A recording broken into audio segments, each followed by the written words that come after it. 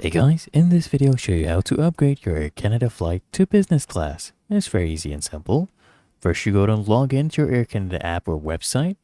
Okay, and then here you can go ahead and view your upcoming trips.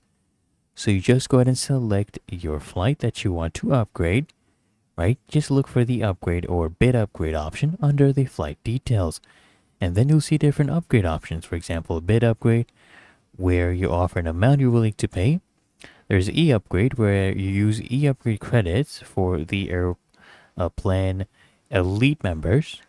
Okay, they can go ahead and use that plan. And you can also do instant upgrade. So you buy a business class seat if available, and you just pick the one that works best for you guys, okay? And then once you're done, you can go ahead and confirm and pay, or you can apply your credits. So just go ahead and do that. You can pay for with your credits or even pay via your credit card or debit card and top up, and you're good to go, guys. And it's really that easy and simple. So I hope this guide provided value to you, and if it did, consider smashing that like button, as well as subscribing to frequently asked questions, and I'll see you in the next one.